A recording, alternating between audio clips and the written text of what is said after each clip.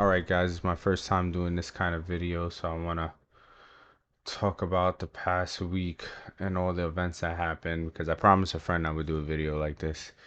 As you can see on the letter on the screen, Akira Toriyama very sadly passed away this past weekend. It was due to a subductal hematoma. His family wanted a private service and submitted a letter stating his family does not want any interviews or gifts, so I hope people respect that. But the world over was affected by this. I know I grew up as a kid with Dragon Ball and Dragon Ball Z. Heck, I got into anime because of the series. I know very few kids born in the early 90s that didn't see Dragon Ball Z. So rest in peace, one of the goats.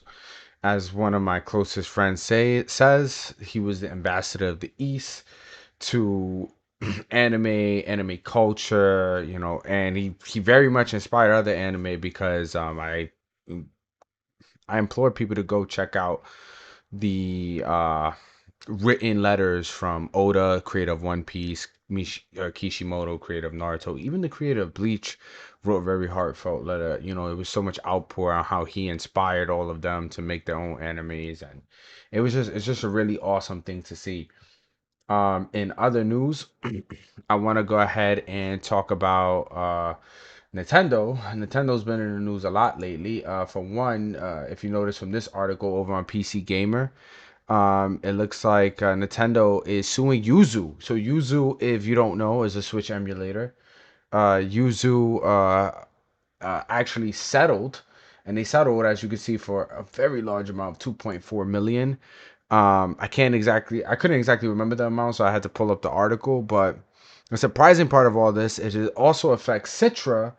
Citra is the 3DS emulator that people were using on PC. So if you were playing 3DS games through your PC, and you were using an emulator, it looks like that is also affected by this. It looks like Nintendo has seized all their assets, including the domain of the website, and they're going to be deleting everything off of there. I know that for a long time, emulators have been tied with piracy, and it hasn't been the most fairest comparison. So I know that's probably makes a lot of people sad because some people just use it to preserve their game library, especially for Nintendo games, because Nintendo, you can only get them on their platforms. And you know I love Nintendo. They're probably the only consoles I have, and I primarily play on PC. But I know it's hard to preserve their library because their games, they aren't always coming out with their games on their systems, like all the games at once. I know the Nintendo Online continues to expand, but at this point, I've always said it. I've even said it with a couple of my friends. Another one of my friends who's a huge Nintendo fan and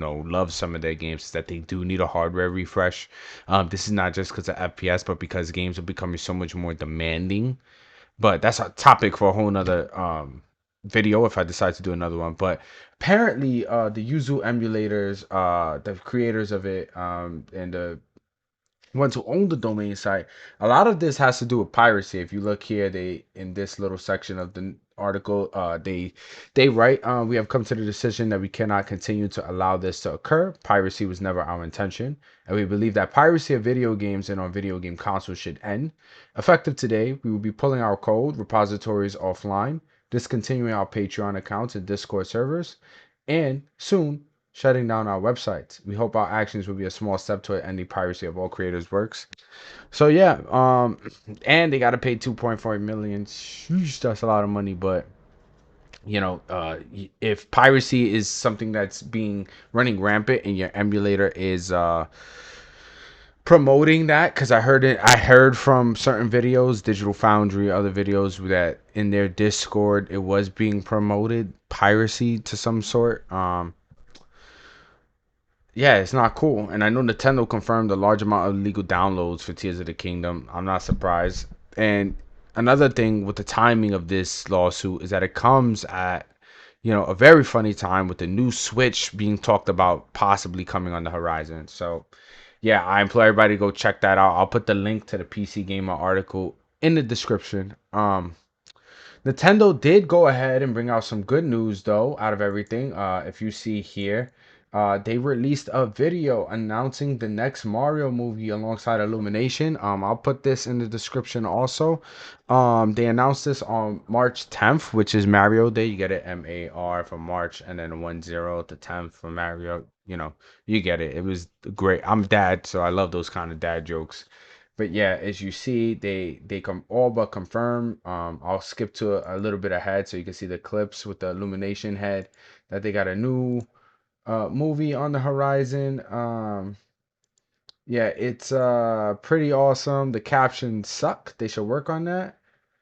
Um, See, they haven't confirmed anything yet, but you know they said it's in the works basically, so that's pretty awesome. In some positive news, Dragon's Dogma 2, the much anticipated sequel to Dragon's Dogma 1, will be releasing soon on March 22nd, 2023. I, for one, always wanted to play the first one, didn't get it. I'm still contemplating whether I should pick it up on PC or I should just play the second one. It looks awesome based on the trailers. Here's the hoping the game does well. You know, like I said, from looking at the game trailers, it looks gorgeous. It is running on the RE engine. I assume that's why it looks so good.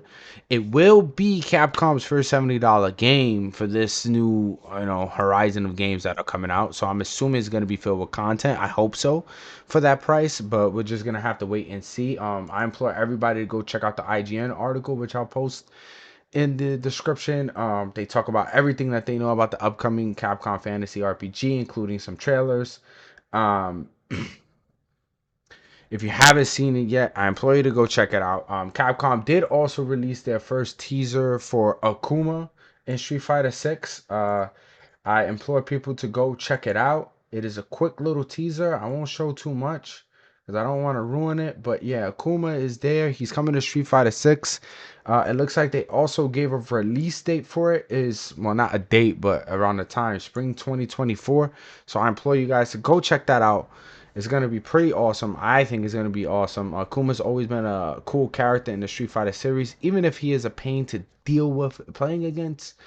Yeah, so even though it's been a kind of sad week, crazy week for video games and you know anime fans, um, you know, we keep our heads up. We continue to give each other power. Hopefully, you know, praise to the Spirit Bomb. You know, rest in power, Akira Toriyama, the GOAT, and yeah, if you guys like videos like this, let me know. I will try to push out more content videos like this. I'll try to do more long form stuff. I don't know if 7, 8 minutes is good, or maybe you guys want something longer. I get more articles and stuff.